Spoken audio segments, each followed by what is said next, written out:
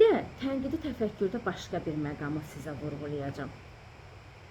Bəzən biri düşündüyünü deyir bir insan, bəzən biri olduğunu deyir.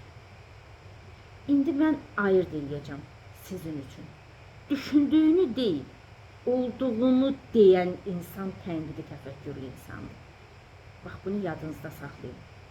İndi bunu biraz da açıqlayayım sizə. Nədir? Düşündüyünü deyil, olduğunu deyən insan tənqidi təfəkkürlü insandır. Məsələn, bəzən baxırsınız, atalarımızın bir məsəli var, deyir ki, heç kim öz ayranına turş demir. Baxırsan ki, məsələn, hamı deyir, mənim qızım ağıllıdır, mənim qızım zəkalıdır, mənim oğlum tərbiyəlidir. Gəlin, baxaq görək. Hamı mənim oğluma tərbiyəli, əxlaqlı deyirmi? Hamı mənim qızıma savadlı, ağıllı deyirmi? Bax, əziz müəllimlər, ona görə biz deyirik ki, düşündüyünü deyən yox, olduğunu deyən tənqidi təfəkkürlüdür. Mən düşünürəm. Mənim oğlum tərbiyəlidir. Bax, nə var? Məsələn, deyirik, heç kim öz ayranına turş demir, hamı özünkünü tərifləyir. Rasional düşünmək tənqidi təfəkkürdür. Yəni, olduğunu deyəcəksən. Olduğu kimi, məsələn, bəzən baxırsan ki, deyək ki, birində çox negativ bir məqamlar var, deyək ki, məsələn, davranışında, nəyində, amma onun qohumu mu və yaxud atası mı, anası mı, onu o qədər tərifləyir ki.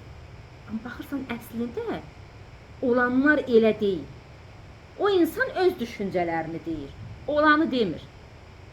Sən düşündüyünü deyirsənsə, tənqidi təfəkkürlü insan deyilsən. Olanı deyirsənsə, tənqidi təfəkkürlüsən. Nəyi var, necə var, elə deyəcəksən. Rasional düşünəcəksən. Nədir rasional? Olduğu kimi. Hər şey necə var, elə deyəcəksən. Bax, budur tənqidi təfəkkürlü insan. Məsələn, tənqidi yanaşmada bir də nə var, müəllimlər? Həm də başqasının fikrinə hörmət etmək var. Başqasının fikrinə hörmətlə yanaşmaq var.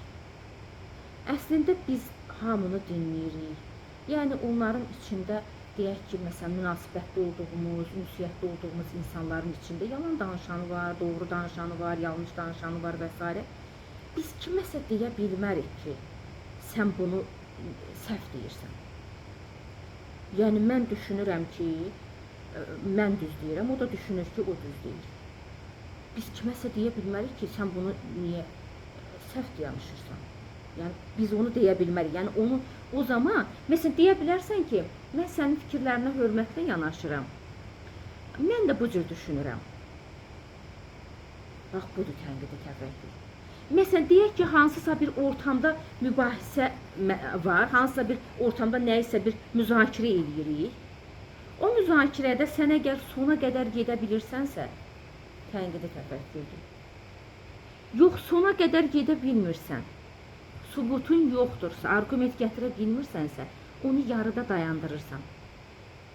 Deyirsən ki, mən buradan o tərəfə də gedə bilmirəm, mən burada mübahisəmi dayandırıram. Bax, bu insan tənqidi təfəkkürlü insandır, əzizlərim. Bəzən insan var, bildi, bilmədi, haqlı, haqsız, əsaslı, əsassız yerə sənlə mübahisə aparmağa çalışır. Öz dediklərini yeritməyə çalışır. Amma baxırsan ki, əslində, deyək ki, dediklərində bir əsassız cəhətlər var. Amma yenə öz bildiyini deyir. Biz o insanlardan danışmırıq, onları qoyduq bir kənara. Onlar tənqidi təfəkkürlü insan deyir, o dediyini yeridən. Bildi, bilmədi, mübahisə edir.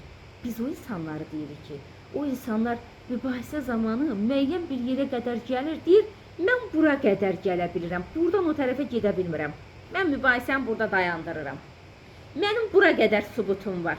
Buradan o tərəfə mən arqument, sübut gətirə bilmirəm. Deməli, tənqidi təfəkkürlüdür. Yəni, sona qədər gedə bilmədiyini boynuna alıb deyirsə, orada dayandırırsa, fikirlərini əsaslandırmaqda çətinlik çəkib yarımçıq qoyursa, boynuna alırsa, deməli, bu insan tənqidi təfəkkürlü insandır.